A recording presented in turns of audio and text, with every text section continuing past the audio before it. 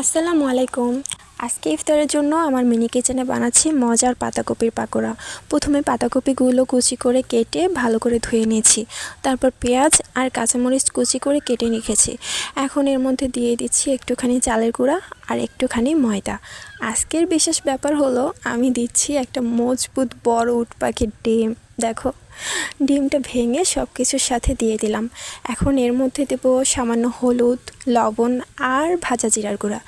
সব উপকরণ একসাথে ভালো করে মেখে নিচ্ছি। দেখো, এবার চুলায় গরম তেলে একটু একটু করে দিয়ে মচমচে করে ভেজে নিচ্ছি পাতাকপির পাকোড়া। দেখো বন্ধুরা, কি সুন্দর করে ফুলে উঠেছে। দেখতে যেমন সুন্দর হয়েছে না, খেতেও কিন্তু ততটাই মজার হয়েছে। তোমরাও বাসায় একদিন ট্রাই করে দেখতে পারো। আর আমার মিনি কিচেনের পরের ভিডিওতে কোন রেসিপি ট্রাই করব সেটা তোমরাই কমেন্টে জানিয়ে দিও। আল্লাহ হাফেজ।